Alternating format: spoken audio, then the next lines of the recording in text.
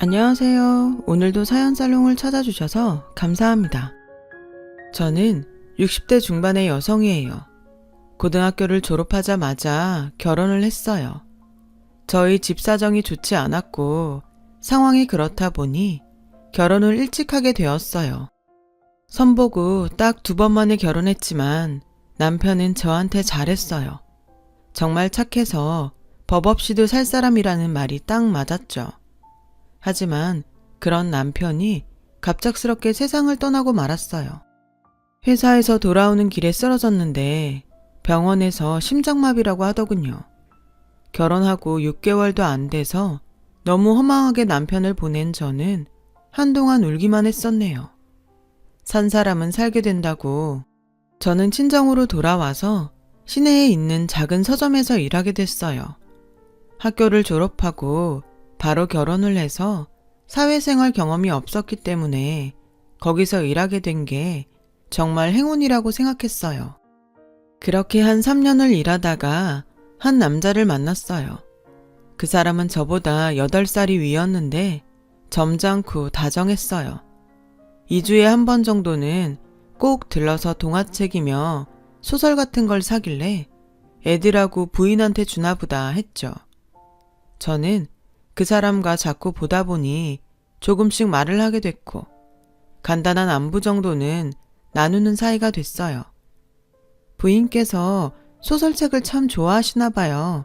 그래서 애들도 책을 많이 읽나 보죠? 책 제가 읽는 거예요. 집사람하고는 4년 전 사별했어요. 애들이 책 읽는 건 맞고요. 죄송해요. 그런 줄도 모르고 제가 쓸데없는 말을 했네요. 괜찮습니다. 모르고 하신 건데요. 라며 웃는데 정말 미안하더라고요. 저는 어쩐지 그 사람이 자꾸 마음 쓰였고 올 때마다 뭐 한 가지라도 더 챙겨주게 됐어요. 그러다 보니 밑반찬을 만들어서 줄 정도로 사이가 가까워지게 됐죠. 저도 그 사람도 서로 마음이 있었지만 쉽게 더 다가가지 못하고 있었어요. 그러던 어느 날 그 사람이 와서 머뭇거리더니 이사를 간다고 하더군요. 제가 본사로 발령이 나서요. 그래서 말인데 제가 이사 가도 저하고 따로 만나주시면 좋겠어요. 저는 좋다고 했고 그렇게 그 사람과 만나게 됐어요. 하지만 그 사람이 이사 간 곳과 저희 동네 거리가 꽤 됐고 생각보다 자주 만나지는 못했죠. 계속 약속을 했다가 취소했다가를 반복하는 일도 많이 생겼어요. 한 번은 2달 만에 만나게 됐는데 그 자리에서 남자가 말하더군요. 이런 말 염치 없는 거 알지만 저랑 결혼해주세요. 오래 생각했던 거예요. 주저하면서 조심스럽게 꺼내는 청혼에 저는 좋다고 대답했어요. 저희는 곧 결혼 날짜를 잡게 되었고요. 저희 2사람은 가족들만 모인 자리에서 조촐하게 식사를 하는 걸로 식을 대신했어요. 저는 남편이 있는 곳으로 이사를 했고 아이들을 만나게 되었는데요. 남자아이 2이었는데 9살, 7살이었어요. 처음에는 둘 다 낯을 가리느라 말도 잘 안 하고 피해 다니더니 며칠 지나자 곧 제게 안기기도 하고 어리광도 부리더라고요. 저는 아이들을 위해서 최선을 다하기로 했어요.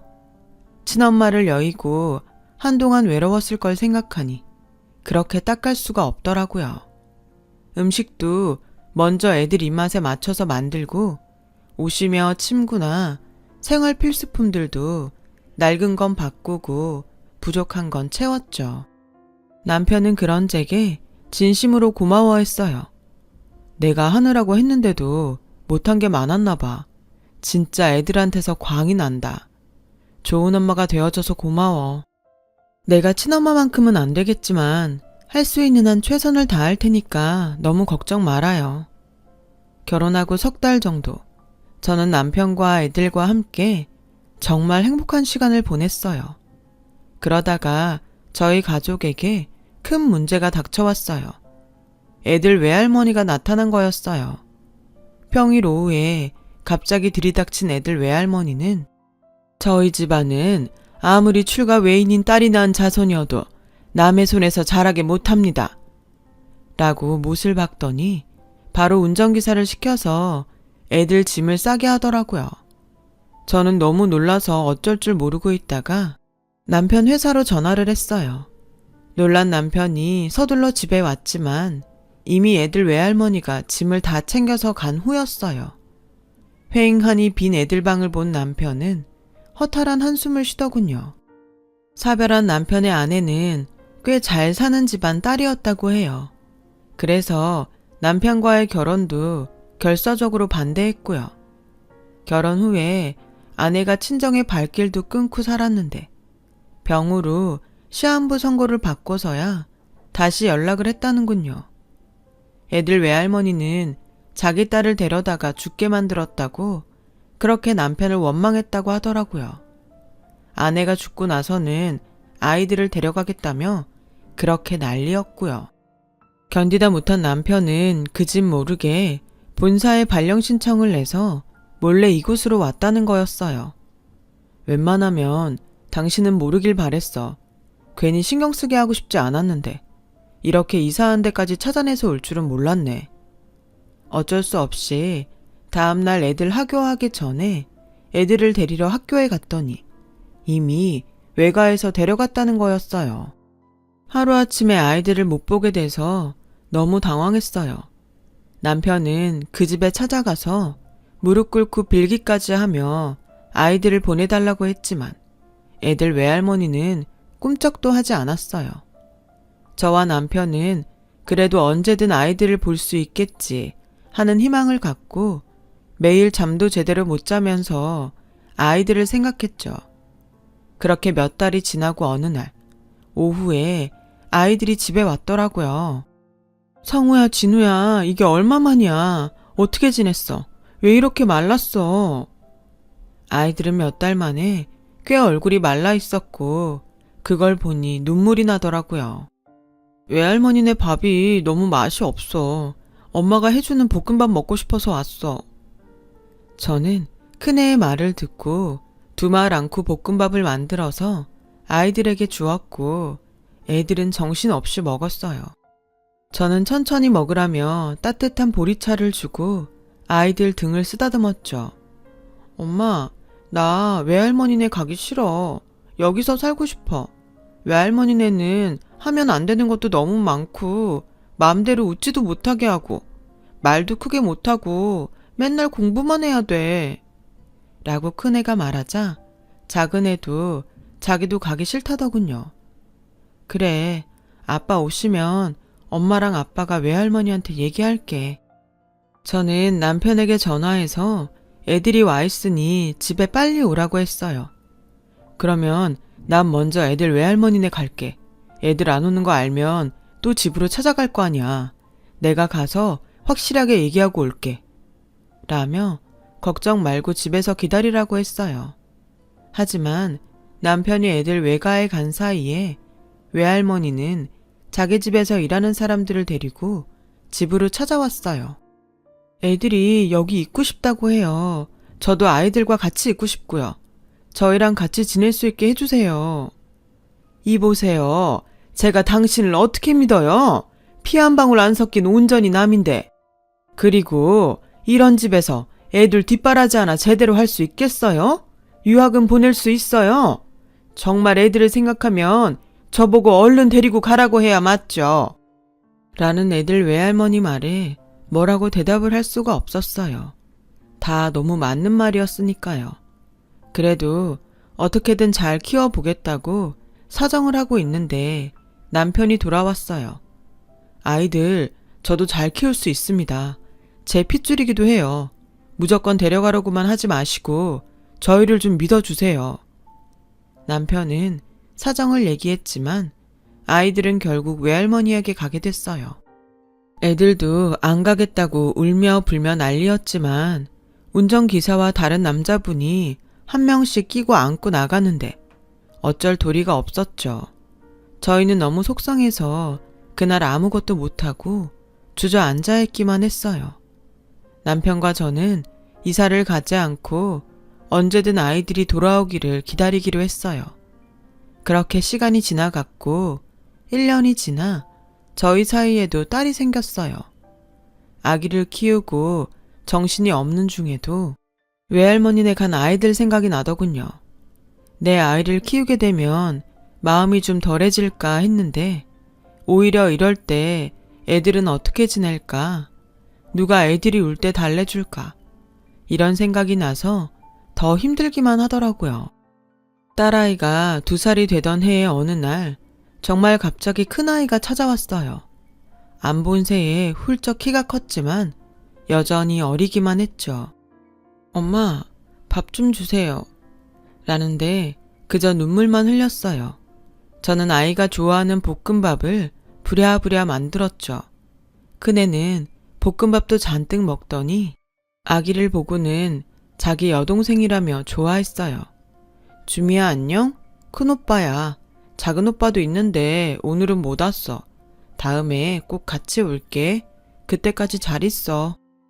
그 다음부터 두 아이는 한 달이나 2달에 한 번 와서 밥도 먹고 얘기도 하고 딸아이와 놀다가 가기도 했어요. 둘이 같이 올 때도 있었고 한 명씩 올 때도 있었죠. 저희 부부는 그렇게라도 아이들을 볼 수 있는 게 다행이라고 생각했어요. 남편은 얼른 승진해서 아이들을 데려올 거라며 일도 더 열심히 했죠. 하지만 두 아이가 중학생이 되고부터는 더 이상 볼 수가 없었어요.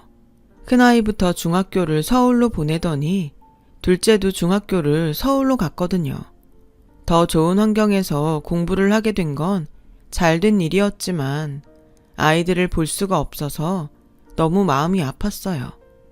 아이들은 서울에서 가끔씩 전화를 하며 저희가 보고 싶다고 했죠. 한 번은 딸애를 업고서 애들이 좋아하는 반찬을 싸서 서울에 가본 적이 있었어요. 집으로 찾아가면 외갓집 식구들이 못 만나게 할 것 같아서 학교 앞에서 잠깐 만나서 음식을 전해줬습니다. 아이들은 몰라보게 키가 훌쩍 커버렸지만 눈빛만은 어릴 때와 똑같았어요. 우리는 엄마하고 지냈던 시간들 못 잊어. 그때만큼 따뜻했던 시간이 없었거든요. 지금은 여기서 있지만 나중에 꼭 엄마 아빠 찾아갈 거야. 그래, 아빠도 너희 엄청 많이 보고 싶어 하셔. 다음에는 아빠랑 같이 올게. 저는 근처 식당에 가서 아이들에게 밥을 사주고 간식도 먹인 다음에 다시 학교로 들여보냈어요. 애들이 막 돌아서서 들어가는데 가만 보니 큰애 셔츠 소매에 단추가 떨어진 게 보이더라고요. 그게 자꾸 눈에 밟혔어요. 저는 잠깐만 기다리라고 하고 반지꼬리를 사다가 단추를 달아주었죠. 옷에 단추가 떨어지면 달아달라고 해. 단추 떨어져서 실밥 풀려서 다니면 보기도 안 좋고 잘못하면 옷도 다 상해. 엄마, 그럴게. 신경 써줘서 정말 고마워. 저는 아이들과 울면서 작별을 하고 집으로 내려왔어요. 남편한테 그 이야기를 하니 저한테 무척 고마워했죠. 아이들이 보고 싶다고 잠을 못 이루더군요. 저는 남편 손을 잡고 다음에 꼭 한번 같이 가자고 했어요. 하지만 그 다음은 영영 오지 않게 됐죠. 그동안 마음고생을 심하게 했던 남편은 무리해서 일을 하는 바람에 몸이 많이 상했어요. 제가 그렇게 신경 쓴다고 했는데도 병이 찾아오니 몸이 이기질 못하더군요. 어느 날 갑자기 쓰러진 남편은 간암 진단을 받고 다시 일어나지 못했어요. 저는 남편의 죽음에도 아이들을 부르지 못했어요. 외가에서 저와 만났다는 걸 알고 나서 이사를 가고 전화번호도 다 바꿨더라고요. 학교도 전학을 갔고요. 정말 왜 이렇게까지 해야 되나 이해가 되지 않았어요. 애들 외갓집이 원래 교수 집안에 대대로 물려받은 재산도 많다던데 그런 집이면 이런 식으로 자식과 아버지 사이를 끊어놔도 되는 건지요. 대체 교수식이나 돼서 교양은 어디로 쌓은 건지 정말 화가 나더군요. 남편의 장례식이 끝나고 혼자서 화를 낼 만큼 내고 나니 남은 건 저와 딸아이가 먹고 살아야 되는 문제였어요. 어떻게든 딸애와 잘 살아야겠다는 생각만 하기로 했어요. 그래야 나중에 우연이라도 남편 아들들을 만나도 떳떳하고 당당할 것 같았거든요. 아이를 잘 키우기 위해서 보험에서 우유 배달까지 안 해본 게 없었어요. 우선 돈을 모아야 뭐라도 할 수 있을 것 같아서 아껴 쓰고 돈을 모았죠. 저는 그렇게 모은 돈으로 작은 식당을 냈어요. 아이들이 제가 해준 밥을 잘 먹던 게 생각이 나서였죠. 딸도 4학년이 돼서 학교에 있는 시간이 길어질 때였어요. 저는 아이가 중학생이 되면 좋은 교육을 받게 하고 싶은 욕심에 더 열심히 일을 하며 하루하루를 버텼어요. 하늘이 도우셨는지 식당이 잘 돼서 아이가 고등학교 갈 때는 규모가 꽤 커졌어요. 딸아이 교육에 온 힘을 쏟았고 딸이 원하는 대로 미술을 공부하게 해줬어요. 학원도 보내고 따로 선생님도 붙여주고 할 수 있는 건 다 했죠. 예체능은 재능이 있어도 뒷받침을 잘 못해주면 잘 할 수 없다고 생각했거든요. 다행히도 딸은 실력이 있었는지 스스로도 열심히 하더니 대학에 합격했어요. 딸이 대학에 들어갈 무렵에 저는 몸이 약해져서 식당 주방에서는 손을 떼고 카운터만 보게 됐어요. 아빠도 없는 딸, 저까지 잘못되면 안 되지 싶어서 건강관리를 열심히 하게 되더군요. 딸은 대학을 졸업하고 대학원에 진학했고 그림 전시회도 하게 됐죠. 그런데 식당에 문제가 생겼어요. 음식이나 경영에 문제가 있는 건 아니었는데 제 식당 자리를 탐내는 부동산 업자가 문제였어요. 식당을 넓히면서 작은 1층짜리 건물을 산 건데 옆 건물을 사면서 제 건물까지 사고 싶어 하더라고요. 미안한데 저는 이 건물 못 팔아요. 제가 정말 피땀 흘려서 모은 돈으로 처음 산 거예요. 여기서 우리 딸 미술 공부 시키고 대학 보내고 대학원도 갔어요. 그런 데를 제가 어떻게 쉽게 팔아요. 그리고 우리 가게 이래 보여도 단골도 많아요. 그러니까 더 좋은 데로 가셔서 장사하시라는 거죠. 그러면 단골도 더 많아질 텐데 왜 이렇게 고집을 피우세요? 제가 돈 드린다잖아요. 아니, 건물이 여기만 있는 것도 아니고 제가 안 판다는데 왜 그러세요? 다른 건물 알아보시면 되잖아요.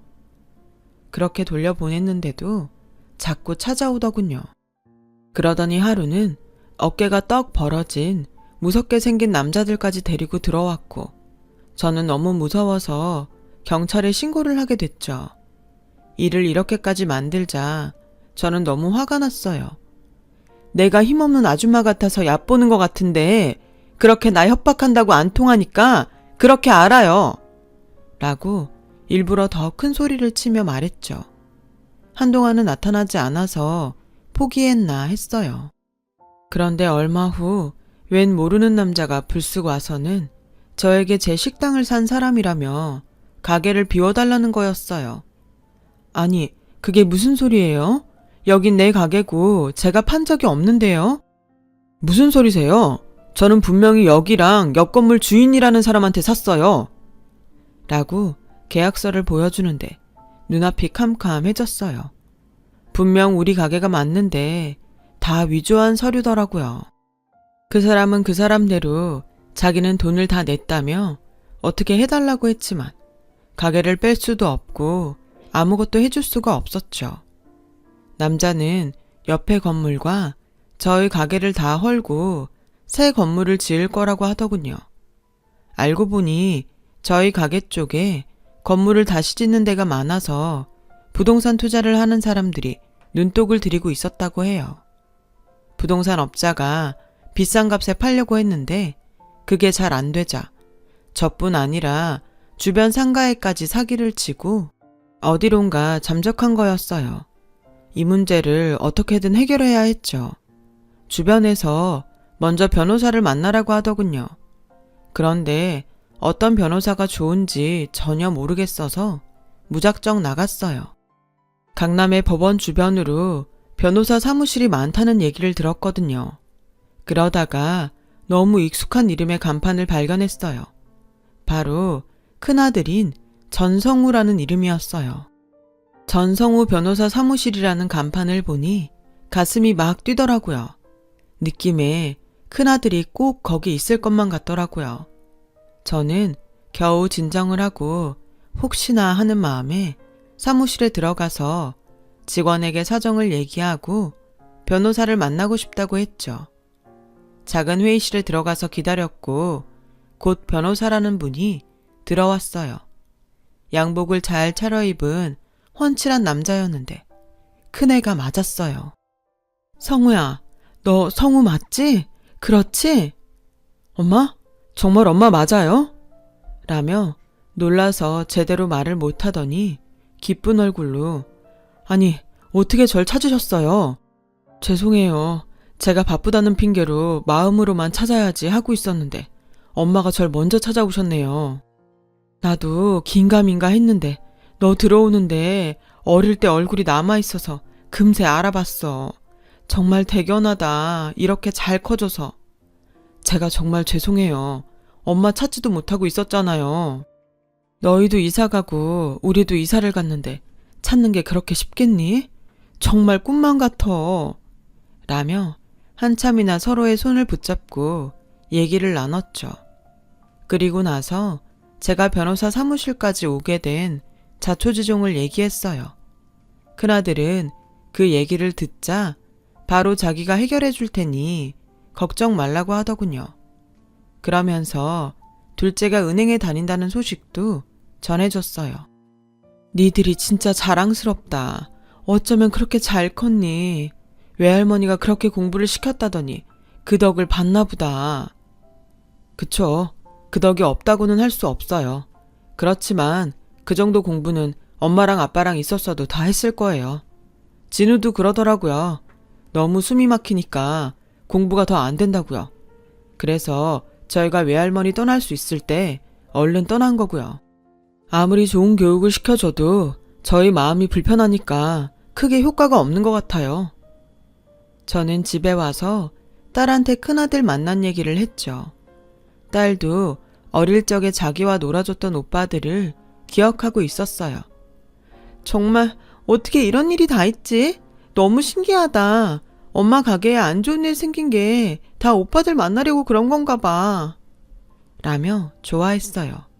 며칠 후 저와 딸은 아들들을 만났습니다. 서로 붙잡고서 반갑다며 눈물을 흘렸어요. 둘은 그새 다 결혼을 해서 아내와 함께 나왔더라고요. 제가 어떻게 대해야 될지 몰라서 머뭇거렸더니 큰며느리가 제 손을 꼭 잡아주더군요. 어머니, 말씀 많이 들었어요. 저한테 편하게 하세요, 어머니. 라는데 목이 다 메워왔죠. 둘째 며느리도 착하고 저한테 잘하려고 하는 게 보였어요. 큰애 말이 둘 다 대학을 가면서 외가에서 나와 자립을 했다고 했어요. 너희가 고생이 많았겠다. 그 집에 계속 있었으면 불편 없이 잘 지낼 수 있었을 텐데. 저나 형이나 외할머니 외삼촌들한테 감사한 것도 많지만 그래도 저희 인생은 저희가 개척해야죠. 거기서 평생 하라는 대로 하고 살 수는 없잖아요. 저희도 각자 꿈이 있는데요. 라며 둘째가 어른스럽게 말하는데 정말 세월이 실감났어요. 항상 형보다 볶음밥을 더 먹으려고 하던 아이의 모습은 보이지 않았으니까요. 엄마, 걱정 마세요. 그런 사기꾼 잡을 수 있을 거예요. 알아보니까 그런 식으로 사기를 친 게 몇 건 돼서 이미 경찰이 수배를 쳤더라고요. 혹시 가게 산 사람하고 법적 분쟁이 생기더라도 제가 다 알아서 할 거니까 마음 푹 놓으세요. 엄마 가게 뺏길 일은 없을 거예요. 정말 고맙다. 나는 너희랑 몇 달밖에 살지 못했고 그저 마음으로 니들이 잘 살기만 바란 것밖에는 없는데 이렇게까지 해주니 몸둘 바를 모르겠어. 라고 하자 둘째가 무슨 그런 말씀을 하세요. 저희가 가장 외로울 때 엄마가 오셔서 정말 좋았어요. 계속 엄마랑 살고 싶었는데 저희가 너무 힘이 없었죠. 힘이 없기는 엄마 아빠도 마찬가지였잖아. 미안하다. 아빠가 돌아가셨는데도 부르지도 못하고. 라고 하니 큰아들이 그런 말씀 마세요. 엄마 잃고 저희한테 집착이 심하셨던 탓에 외할머니가 너무 지나치셨던 거죠. 라며 저를 위로해 주더군요. 그날 저와 딸은 잃어버렸던 가족을 다시 찾았답니다. 그리고 서류를 위조해서 제 가게 건물을 판 사기꾼도 잡았고요. 다행히 건물을 산 사람이 조치를 취하기 전에 잡아서 저희는 그 사람과 별다른 문제 없이 지나갈 수 있었어요. 가게 문제가 해결된 후에 저희 가족은 다 함께 모여서 남편에게 성묘를 갔어요. 늘 저와 딸만 있는 자리였는데 아들들의 며느리들까지 함께하니 마음이 꽉 찬 것 같고 든든하더군요. 나중에 들으니 애들 외갓집은 여전히 잘 살긴 해도 외할머니 외삼촌 돌아가시고서 자식들이 서로 재산 다툼을 하다가 다 뿔뿔이 흩어졌다고 하네요. 그런 거 보면 그 집이 꼭 자식들 교육을 잘했다고만은 볼 수 없는 것 같아요. 애들이 왜 그렇게 거기서 나오고 싶어 했는지 좀 알 것 같기도 했죠. 그렇게 다시 애들을 만나고 서로 왕래하면서 산 게 벌써 10년이 다 돼가네요. 저는 여전히 가게에서 카운터를 지키고 있어요. 자식들이 이제 힘드니 그만 좀 하라고 했지만 저에게는 딸도 키우고 아들들도 만나게 해준 가게라서 쉽게 포기가 안 되네요. 제 힘이 남아 있을 때까지는 계속 가게를 꾸려가려고 해요. 제 얘기를 들어주셔서 다들 감사합니다. 모두 앞날에 좋은 일만 있으실 거예요. 다들 행복한 하루 되시길 기원할게요. 여러분, 사연 댓글에 응원과 현명한 조언 부탁드려요. 좋아요와 구독은 저에게 큰 힘이 됩니다. 오늘도 좋은 일 가득하세요.